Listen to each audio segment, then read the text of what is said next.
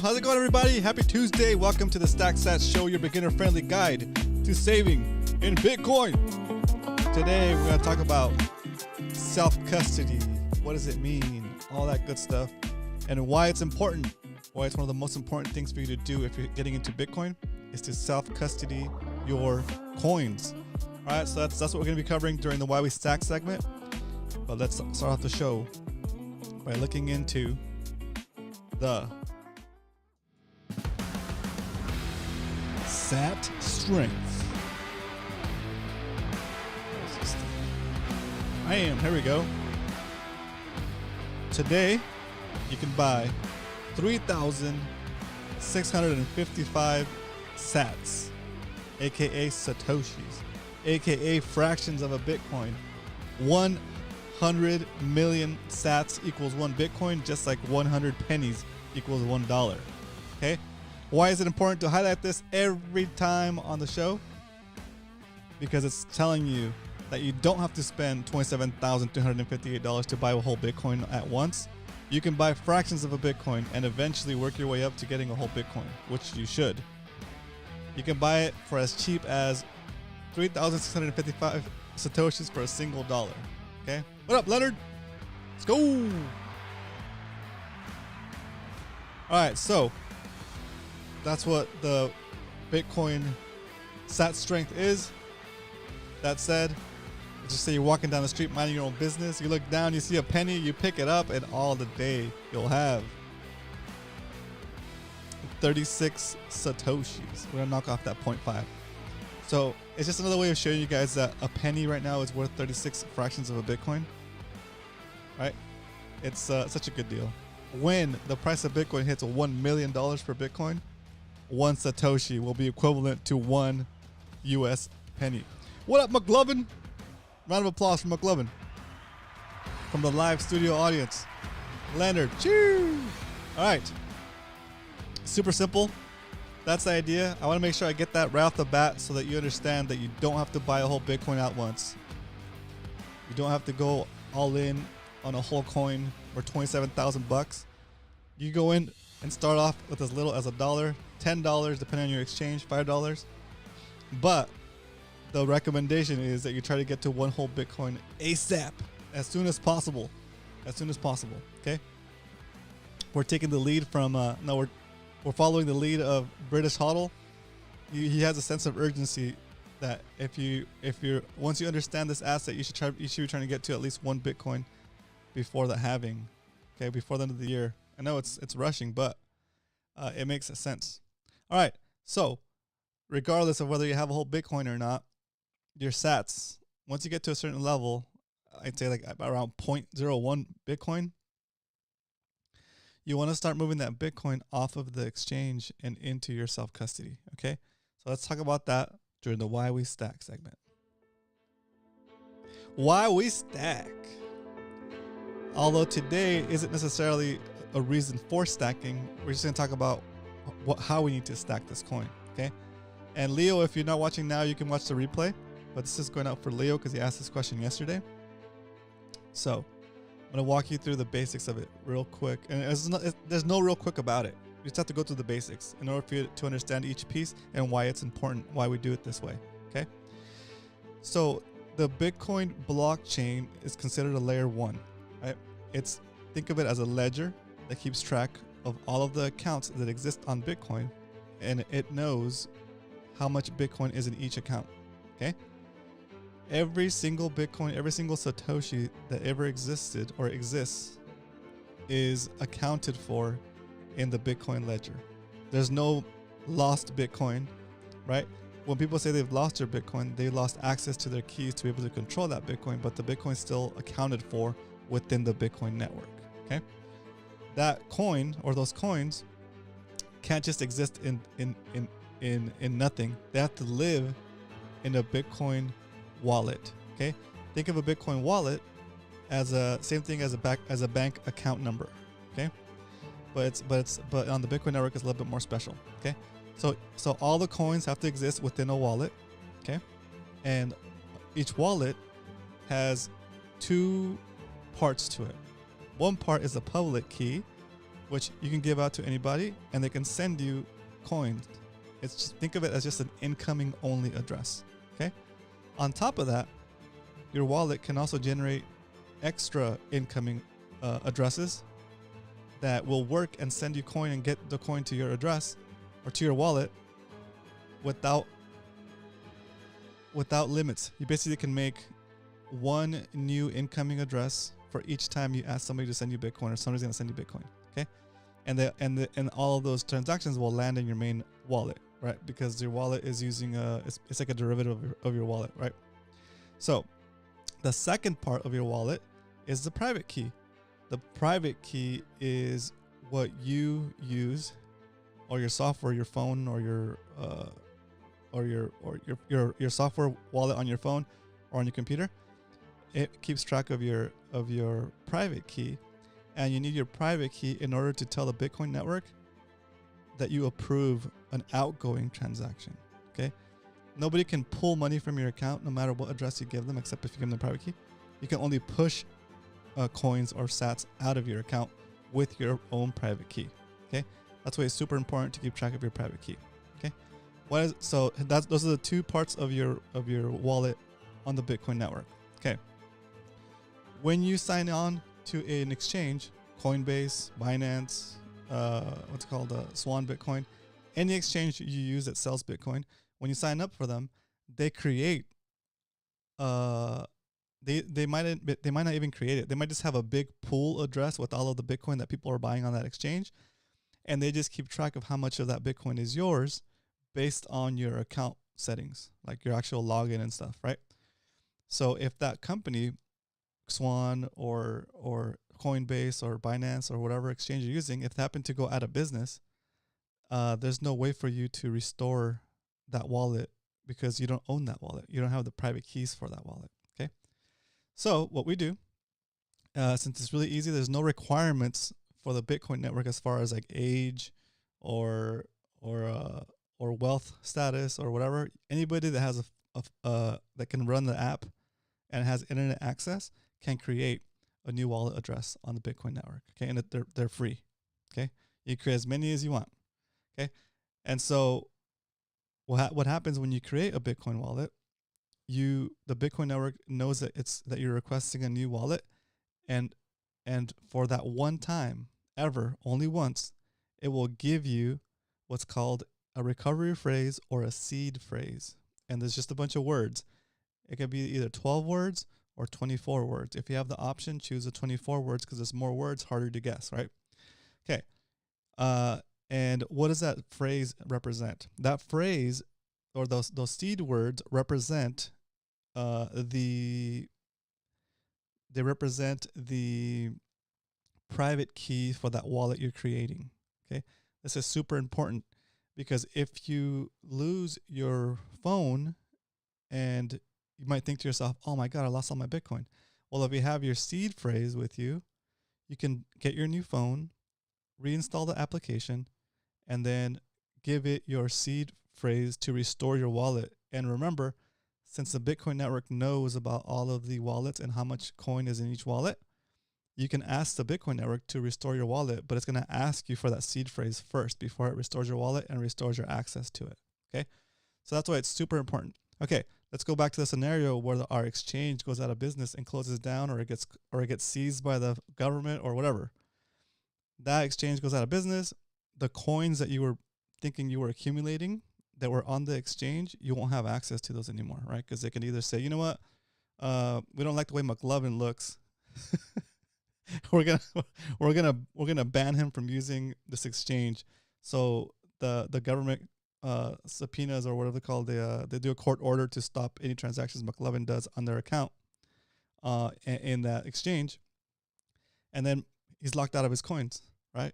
And there's nothing he can do because he doesn't have control over the servers or the wallet ID or the wallet seed phrase where his coins were actually being stored at that exchange. So in order to prevent that, we create our own wallet either on our phone or on a hardware device that I'll recommend a little bit later. And you have access to your seed phrase. At that point, once you move your Bitcoins or your Satoshis off the exchange and onto your self-custody wallet, right, with your own keys, then it doesn't matter what happens to the exchange where you bought it. It doesn't matter what happens to anything. Your Bitcoin is safe with you, and as long as you keep your signing device and your seed phrase safe and uncompromised, nobody can access that coin except with your permission, right? So, do they have their own keys with our names attached to it? That's a great question, Leo. I don't think they do. I think what they do is they have a couple of wallets for because they could do it all programmatically, right? You sign on to the exchange and you have a username and password, and part of your attributes to your username is they keep track of how much money you spent with them and how much Bitcoin they owe you, right? But until you withdraw that Bitcoin, who's to say that they're actually buying the Bitcoin on your behalf, right? That's kind of what happened with FTX. They were saying that people had Bitcoin in their account, and they were taking people's money and not actually buying the Bitcoin in the background, but taking their money nonetheless and showing them in their profiles, in their account profiles, that they had X amount of Bitcoin, right? So when they got in trouble was when people started noticing that they might be having issues. People started going there to try to withdraw their Bitcoin, and they couldn't withdraw it because they didn't really have it, right? So the best way to keep any exchange honest, including Swan, including any exchange, don't trust anybody, is to buy your Bitcoin, let the 5-day, 7-day, or 10-day window of for your bank to clear the transaction go through, and as soon as you can, withdraw that to your own wallet that you're holding the private keys to, right? That way, it doesn't matter. Your money's only at risk for those 5 or 10 days, right? But after that, it gets withdrawn to your wallet, and since we're storing it for long term, we're buying the scarcest asset known to mankind. If you wanted to, for some reason, sell your Bitcoin, you could just do a transfer from your hardware device to whatever exchange you're going to sell at, sell it for dollars or whatever you're going to sell it for, and then make the withdrawal to your bank account. So it's very reversible, right? That whole process can take like 10, 15 minutes. Okay. Once you, if you deposit Bitcoin into an exchange to sell, after I think usually 3 or 4 blocks, which is about 30 minutes to 40 minutes, they usually let you cash it out right away and withdraw immediately because Bitcoin is a trusted asset, right? So back to the beginning. That's the basic principles of it, right? So essentially, to day trade, one would have to keep transferring to and from the broker. No, I wouldn't day trade Bitcoin. What I would do, Leo, is if you're making profits on Forex that you're looking to save long term, like I'm talking like 4 to 8 years, right? Or you want to start building your Bitcoin stack, right? You want to try to get to that 1 Bitcoin, then I would start saving, and as soon as you can withdraw it to your hardware wallet or to your phone wallet. Okay, I'm going to show you one of the phone wallets that I recommend, and how to set up an account, how to set up a Bitcoin wallet from scratch. Okay, so we're gonna use an app called Blockstream. I think it's called Blockstream Jade. No, Blockstream Green. Okay, here's the logo. Okay, Blockstream Green. That's what it looks like. And see how it says add wallet or use hardware device? Well, some of you guys will have a hardware device, which is the better recommendation. It's called a Blockstream Jade, right? But for now, we're just gonna make a wallet on this phone. It's gonna live on this phone, and it's going to give us a seed phrase. Okay, all right, here we go. So from square one, you register with an exchange. Unfortunately, they're gonna KYC you. They're gonna ask you for ID and all that stuff. You're gonna buy however much Bitcoin you're gonna start DCAing. And then you're gonna, once you get to a certain amount of Bitcoin, I'd say like $300, $400 worth of Bitcoin, I would start making the moves to withdraw to your account. Okay. Before you make the move to withdraw to your account, you need to know where you're gonna withdraw to, right? So you're gonna withdraw to, in this case, the Blockstream Green wallet. It's an app. You can download it on iOS or Google. Here's a setup process real quick. You're gonna go click on I agree, and it's gonna highlight the button that says add a wallet. Add a wallet. Boom. I click on add a wallet, and it's gonna say, take control. Your keys, your keys, your crypto. Your keys secure your coins on the blockchain. Okay, that's what we're talking about, the Bitcoin blockchain. And here it's gonna give you the option to restore a wallet, right? So say you already went through this process and you already wrote down your seed phrase and you lost your phone and you're trying to recover it. Get the app, install it, and then hit restore, and it's gonna ask you for your seed phrase. In this case, we're starting from scratch. We're new to Bitcoin, so we're gonna just set up a wallet so that we can take our coins off of the exchange. Okay, this is technically known as a warm wallet, right? It's not cold storage. Cold storage, it means it's on a separate device, not connected to the internet. But let's just do a new wallet, a new warm wallet. If you're just starting out, there's no point in buying expensive signing device if you're only getting started and you have less than like $500 worth of Bitcoin. Once you get $500 and up, I would recommend doing a hardware device, and when you get to that point, we can cover that as well.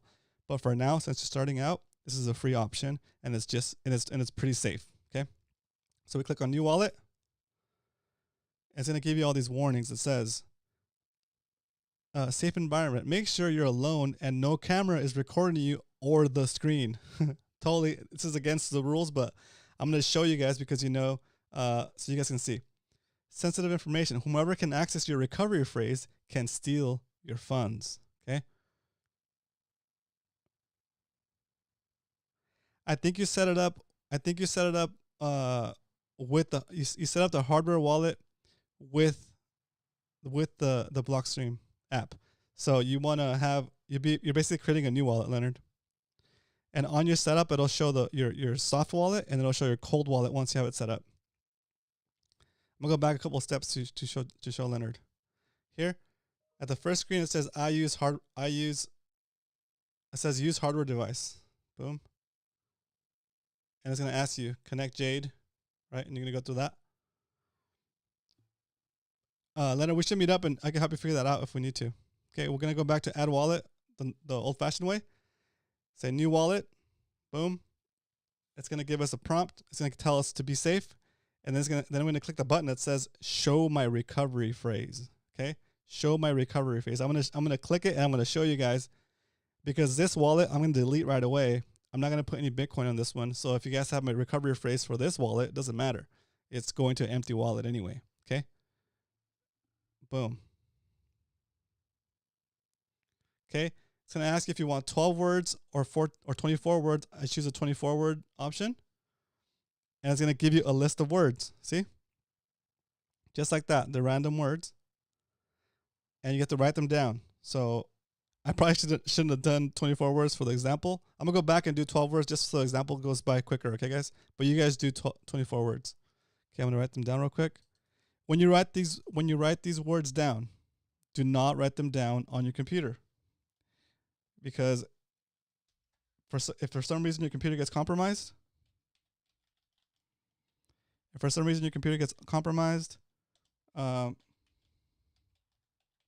you will lose somebody that knows what they're doing can take your recovery phrase, restore your wallet, and then push your money out to them. And you'll be left without nothing. Sorry, I'm writing down the seed phrase on my computer where I'm not supposed to.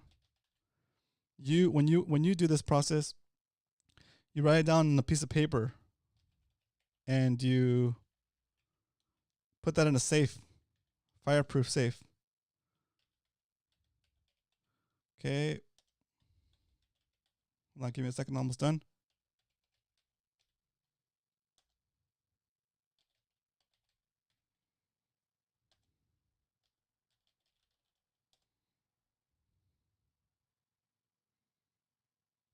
Okay.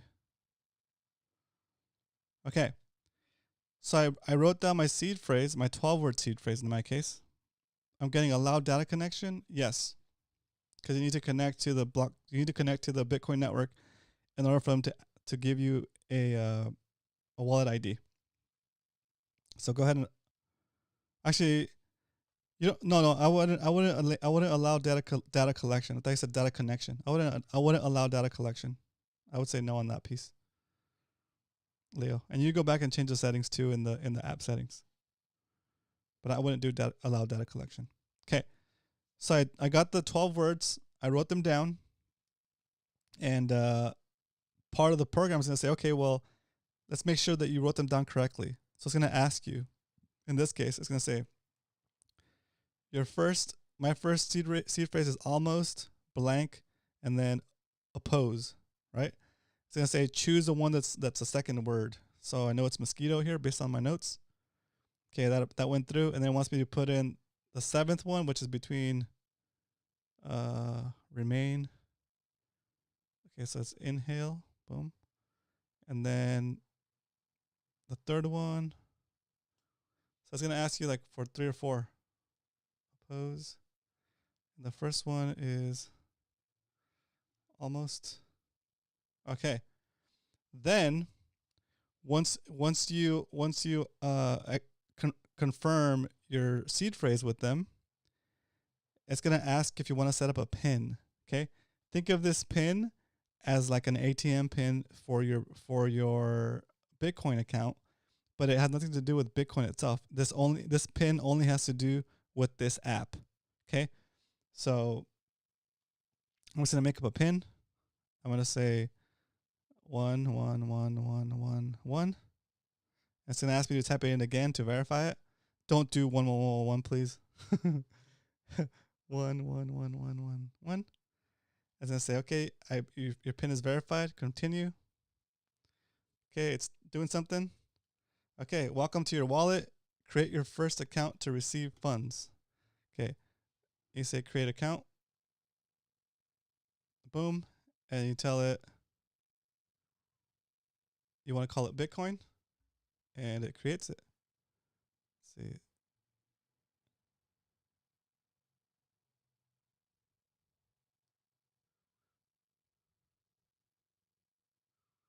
Boom.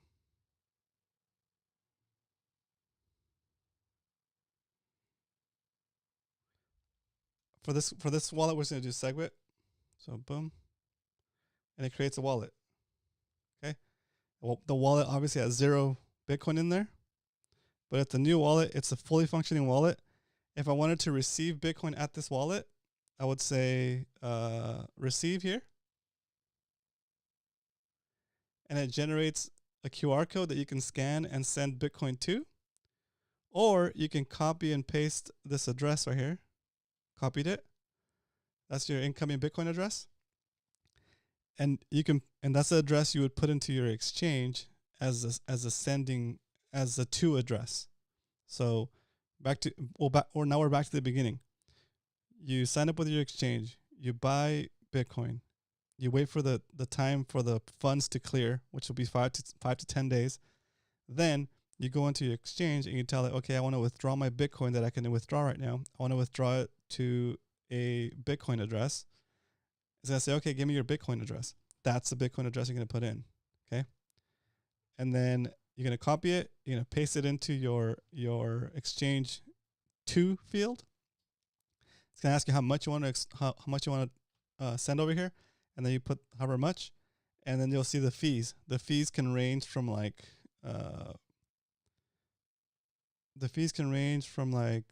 30 cents to like $2, something like that, depending on how much data you're writing.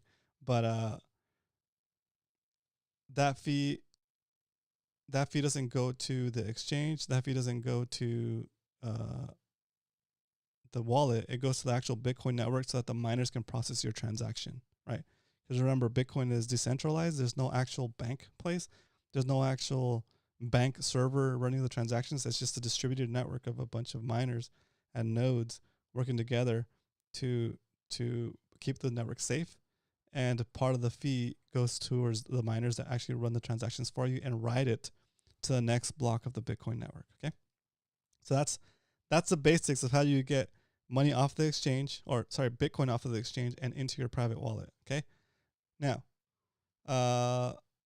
it works just the same. If you had Bitcoin in here and you wanted to send it out, you hit send, and see where it says enter address. There it is. Enter address. That's where you would paste the address of the destination wallet. And there you put the amount, right? And there you choose your fees. Ooh, There you choose your fee structure is basically how fast you want it to go through. If you want to go really fast, you can say high and it'll charge a little bit more fees. But if you want it to go just normal speed, you can just do medium or low. And those transactions should go through pretty quick, as like within like an hour, right? So that's called on chain. That's called layer one. That's called on chain. That's how Bitcoin. This transaction would happen on the Bitcoin blockchain itself on the network. Okay. Yesterday, so that concludes the part about setting up your wallet and getting off the exchange. Leo, if you have any questions or if you're confused, put it in the chat and we'll go back and cover whatever you're confused on. Okay. Okay. So that's a layer one on chain transaction. That's an on chain wallet. Okay. That means that when we transfer Bitcoin in or out of that, we're actually paying a fee to the Bitcoin miners to actually process our transaction. Okay. Yesterday, when we gave Leo 1,000 sats, we were using the Bitcoin. So we're using the Lightning Network. Okay. The Lightning Network works on top of the Bitcoin network, right? And it lets you transfer Bitcoin in a cheaper way. Okay. It's one of the cool technologies. Who's the exchange broker Binance? Okay. Leo, if you're gonna use an exchange, I would recommend Swan. I'm gonna put it in the chat. If you sign up with Swan, you'll get $10 of free Bitcoin if you use that link. So you get on there, you set up your bank account so you can. I'll show you this. That's what we're used during the show. Okay. So, and once we're in that section of the show where we're doing the buy, I'll show you where you can automate it and set it to automatically withdraw to your private wallet. Okay. Cool. All right. So for the Satoshis, for the Lightning portion of it, the Lightning wallet, think of that as a really quick, cheap way to pass sats between you and friends or some vendors, for example, right? Let's say you're at a street fair and you find the god tier vendor that's accepting Bitcoin over the Lightning Network. That's why I like to carry around $30 worth of Satoshis in my wallets. Let me see how much I have right now. I have about $30 worth. I have $10 worth. So I need to re-up my wallet of Satoshi. So wallet of Satoshi is not a self-custody wallet. Okay, it lives on your phone, but the keys for those Satoshis belong to Wallet of Satoshi. So if they decide to go out of business or take our money, there's nothing we can do about it because we don't have the keys to that wallet. That's why in this wallet, in the Wallet of Satoshi, we use it for convenience, right? With money that we don't mind losing, right? If there was ever the case that they decided to fleece everybody, right? I don't think they will, but there's always that chance. So we just got to be honest and understand the risks, right? But the convenience of being able to say, hey, you know what? Jump on the show. I'm going to send you 1,000 sats. That's pretty awesome because I can send you 1,000 sats. Nobody's going to say anything about it. Nobody's going to bother us about it. And we could do it instantly over the communication we're having, right? And it doesn't cost any fees like it would cost if you did an on-chain transaction like we're doing with our transfer from the exchange to our private wallets. Okay. So Lightning offers Bitcoin users an easier way to transact cheaply. Okay. How it works? It works this way. Let's say that Leonard and I are running Lightning nodes, and we say, okay, Leonard, between you and I, let's both commit let's say 10,000 sats.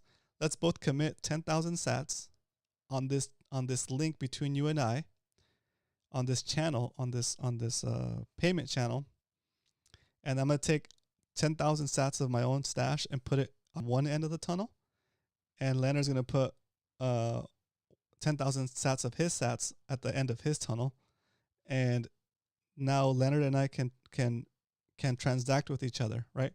So we put our individual sats into each end of the tunnel, and whenever I need to send Leonard some Satoshis over the Lightning Network, right, over that one link that Leonard and I have connection to, think of it as like like beads on a rail, and you're sliding them over. So on my side of the rail, there's 10,000 sats. On Leonard's side of the rail, there's 10,000 sats, right? If somebody needs to, if Leonard wants to send me 100 sats, he goes to his wallet, sends me 100 sats, and the way it's configured, 100 of the sats on his side will come over to my side, and now I have 10,100, and Leonard has 9,900 sats on his side, right? Now, let's say somebody else has a connection to Leonard, and let's say McLovin has another Lightning node, and Leonard also committed 10,000 sats to that link, and McLovin committed 10,000 sats to his side of the link. Okay, so now McLovin wants to send me 100 sats, but he doesn't have a direct path to me. He sends it over the Lightning Network, and the Lightning Network knows that Leonard and I have a channel. So what it'll do is it'll route McLovin's 100 sats from McLovin to Leonard. So it'll slide 100 over to Leonard, and now Leonard has 10,000 again, and then it'll also slide another 100 off of Leonard to me, the original ones that McLovin sent me, and net McLovin is down 100, Leonard is still at 9,900, and I have 10,200 sats now, right? So think of that times a lot, and that is a Lightning Network. It's all of these little channels that people have built up, and over time, the Lightning Network has a bunch of connections to each other, right? That's why it's good for small transactions, right? For little knick-knacky stuff, or just getting somebody on board so they can understand how to use it, right? So that is the Lightning Network in the shortest possible descriptions I could give you. But here on the show, I like to use the Lightning Network to give you guys your first 1,000 sats so you can get used to it, you can understand it, right? That said, the wallet of Satoshi does support layer 1 transactions, so you can send it Bitcoin, regular Bitcoin, and you can use it on the Lightning Network, but you're gonna pay that fee for sending them over, right? Okay, that's a lot of stuff to cover. I understand that if you got a little bit confused, but what we'll do is we'll just keep rehashing it. If you need to ask questions again, we can recover the certain things that you get stuck on. But yeah, so that said, we don't only talk about Bitcoin. We don't only talk about stacking sats here. We actually do the stacking. And before we do that, let's check out. Oops, dang it! I always hit that one. Let's do the stack recap. Stack recap. Here we go. Stack recap is where we talk about our current position for the show, because we've been stacking since May, and here it is. Let's see, get this browser going. There it is. Okay, yesterday we finally hit 5 million Satoshis. Big benchmark, big accomplishment for the show. And so today we're down 1.54%. Oh my God, let's sell everything right now while it's down and get our money back. Just kidding. No, don't panic.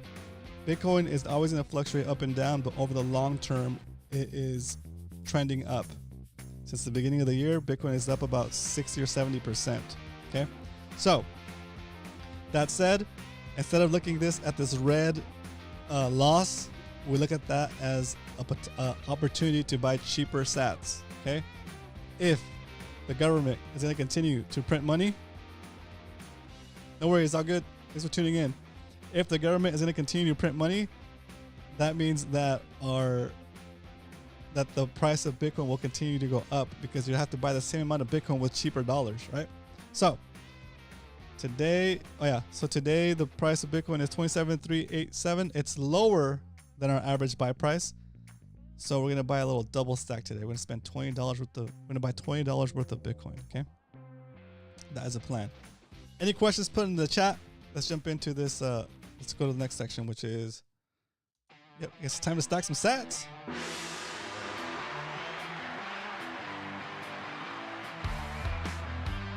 All right, here it is. Here's my Swan Bitcoin account. We're going to jump in here. We're going to say buy. Boom. I want to buy $20 worth of Bitcoin. I'll get this thing going here. Take my notes.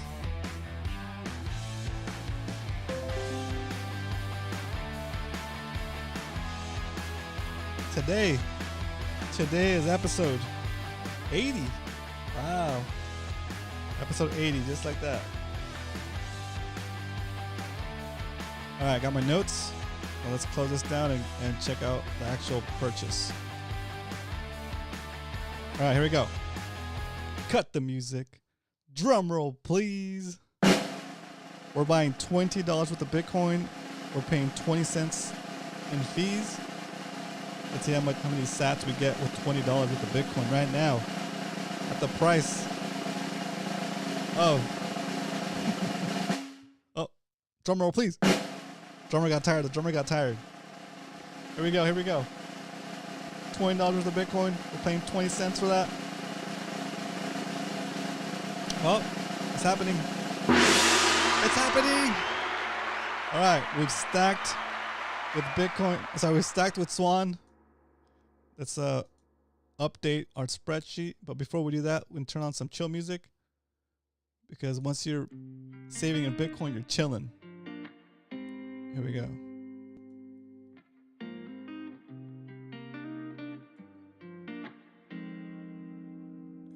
There. Okay. Look at all those buys. Dang. Today is the 10th. 10/10/23. We bought at the price of $27,474. $27,474. We bought $20 worth. And 20 cents. We're gonna include the fees in our buy price. And that yielded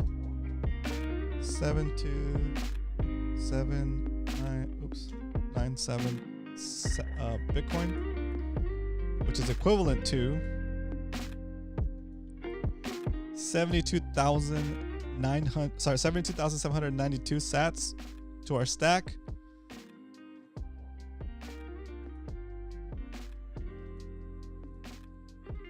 Oh, I need to get this form out to you guys. Leo, my bad. Leo, jump into our new Discord for this show. If you guys are interested in jumping into the Discord for this show, it is StackSats Show Discord. It'll put a link in the chat for you in a second. Okay, 5.1 million sats, just like that. We're Satoshi millionaires.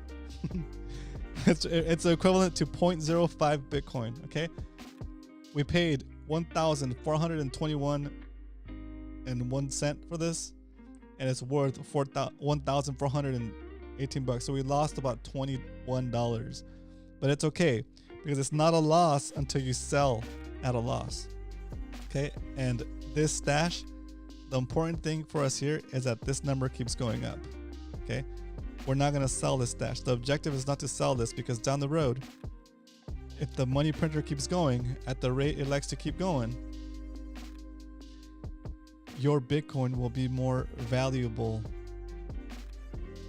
as a dollar gets printed into oblivion. You see that? Just like that. Every 4 seconds, there's another $100,000 in debt. Every 2 seconds, it's $50,000 in debt. Every 2 seconds, the government is getting more in debt to the tune of the average yearly salary for Americans, right? Which is wild. So there's no way that no matter how much you work, you'll be able to compete against that, right? When you're working for the dollars that they could just print, you're getting robbed. Okay, that's inflation, and inflation is theft, straight up. Okay, so that said, let's jump into the Q&A section. Debbie Downer, I know. Hey, I hit you with the truth. Okay, truth hurts. Truth hurts, but it would be sad if I just hit you with the truth and didn't tell you what the solution was. The solution is Bitcoin, guys. Okay, the solution is you take the wealth you want to preserve away from inflation, and you put that into Bitcoin, right? And instead of now having to work against the grain, having to work against the ever spilling and what's it called, ever printing of dollar currencies, the continuous printing of money, instead of having to work so hard to beat that and still not being able to keep up with it, you save the value that you don't need immediately. You save it for long term in Bitcoin, and slow and steady that Bitcoin stack is going to start working for you, right? when you put that value outside of the debasement system, when you put that value outside of the dollar system, then the dollar debasing is actually working for you now, right? That's how rich people get rich and stay rich. They can afford the assets that appreciate against the dollar, right? That you might not be able to, right? You might not be able to because you can't save for a down payment on a home. You can't afford to buy whatever property that wealthy people have and can use to keep their wealth away from inflation, right? Property is always going to go up in value because the dollar is getting weaker, right? When your property value goes up, it doesn't mean that your house got better. It means that the dollar got weaker and you need more weaker dollars to buy the same asset. Okay. So can you go and buy a fraction of a house? Can you go buy a fraction of a property? A small fraction of property? Can you go buy $10 worth of a property? Can you go buy $10 worth of a house? Right? So the time it takes you to get enough of a down payment to buy a property, that money that you're saving is getting devalued right under your nose, right? So instead, you save for whatever you need to save for in Bitcoin. That money becomes, or that value becomes isolated from inflation. And so as the dollar continues to depreciate, the value of your Bitcoin asset will go up as if we were holding some kind of property, like it's digital property, right? It's digitally scarce, right? If you buy a house, you have that property that will continue to go up in value because the dollar is going to continue to get deflated, right? Or inflated. But you don't have. But when you buy in Bitcoin, you don't have the risk of having to pay taxes, of losing the property, of damaging the property, right? Of taxing the property. As long as you don't sell your Bitcoin, you don't have to pay taxes on it, right? And the idea here is that eventually you'll accumulate enough Satoshis that it'll be substantial enough. It'll be worth enough for you to take loans against it if you need to, right? And if you have an asset that continues to appreciate over time and go up in value because it's the ultimate in scarceness, right? There's only going to be 21 million. You can't make any more of it. So as the price continues to go up, you can start to take loans against your Bitcoin stash. And as long as you're paying back your loans, you should be fine, right? And that loan doesn't count as income, right? Because how are you going to get taxed on a loan, right? But you pay back your loan, and then you take out another loan down the road if you need to against that same asset, because the whole time you're still holding your Bitcoin, and it's going to continue to appreciate, right? And the reason I'm so confident in that it's going to continue to appreciate is it's very simple, guys. It's very simple. This is why I'm so confident that it's going to continue to appreciate, right? For the same reason that houses continue to appreciate, for the same reason that any other asset class seems to appreciate. It's because the dollar gets printed every second of the day. Look at how much dollars are getting printed every second of the day, right? Yeah, this is a national debt. There's probably more. There's more debt in. Sorry, there's less money in existence than we owe, right? So therefore, you must print, right? And as our interest rate, look at our interest rate, right? Oops, right here. There we go. Sure. There it goes. Right? If you take out a loan and the interest is more than money in existence, you have to keep printing that money, right? There's not enough money in existence to pay back the loan. So you must continue to print the money. When the money continues to be printed, hard assets will reflect that weakening dollar. And that's how it is, right? So, what up, Low Laid? Low Laid in the house. Choo! Yeah, what up? So that's the plan. Okay, we save in Bitcoin. Pay all your bills and whatever you need to pay for, but start saving a little bit at a time, long term, right? The quicker you can get to one Bitcoin, the better, because there's a lot of things coming down the road that could make it to where the demand of Bitcoin goes up exponentially, and therefore, since you cannot increase the supply, the price will probably also go up exponentially. Okay, and then think of it as a long-term goal. I'm thinking like 8 to 10 years. Okay, 8 to 10 years. Which isn't that long. Okay? It seems like a long time, but it's not. Okay? It seems like a long time, but it's not. 10 years is not that long. Okay? You can change not only the future of not only your own future, but not only your future prosperity, but the prosperity of your descendants, right? The prosperity of your kids and your kids' kids and your grandkids and your great grandkids that will probably never meet you. They're going to be better off because you took the time to understand how Bitcoin works and decided to take. It's a little bit of a risk. It appears to be a little bit of a risk. But what's more risky? Buying something that's scarce and that can never be more made of, or saving your money in the dollar? What's more risky, right? And as soon as you start to grasp that concept and understand it, you'll be ahead of the game, right? And you gotta do it sooner than later. Okay, I recommend that you read a book or listen to the audiobook. It's actually on YouTube now. It's called The Bitcoin Standard by Saifedean Ammous. The Bitcoin Standard. Listen to that audiobook. That's your homework. I'm gonna give you homework today. Listen to that audiobook. You don't have to listen to it all today or tomorrow. Take the next couple of weeks. Take the next couple of weeks to listen to that book. And while you're listening to that book, come to the stream and ask questions if something isn't clear. That book does a great job of explaining how things work. But I want you to come here with your insights. I want you to come here and say, oh man, I didn't realize this or that. I want you to ask questions about that. I want you to share what you're learning by reading or by listening to The Bitcoin Standard. The Bitcoin Standard, guys, it's a great book. It's at this point, you could listen to it for free on YouTube. Okay? Just look it up, The Bitcoin Standard, listen to it. And again, come back to the show if you have any questions regarding the specific area you just listened to.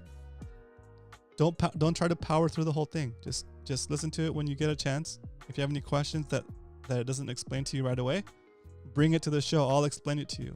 Right? It'll help me learn better, and it'll help everybody else in here that might have the same question. Okay?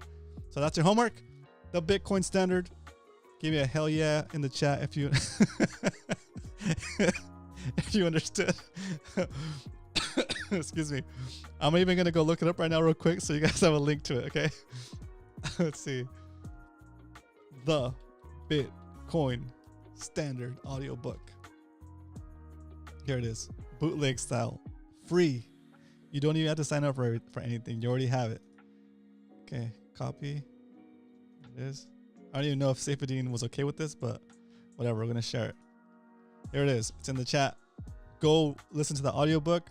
Come back with questions. We're going to be listening to it the rest of this week and next week. Okay, try to get it done within this 2 weeks.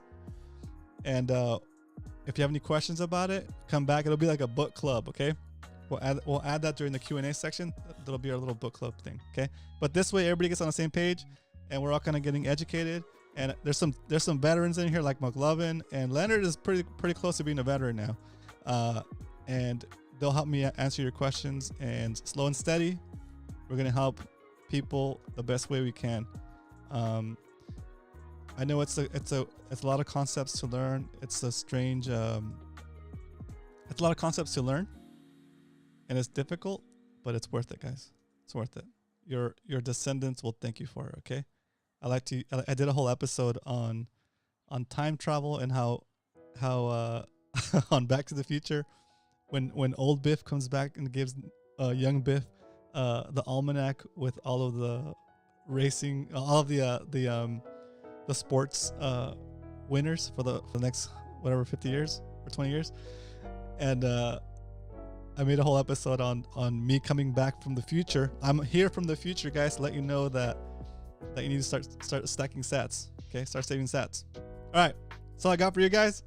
Hope you guys have a great rest of the day. I'll see you guys tomorrow, 12:15 Pacific Standard Time, 3:15 Eastern. You guys have a great day. Remember, remember, smoking is bad for your health, and saving in dollars is bad for your wealth.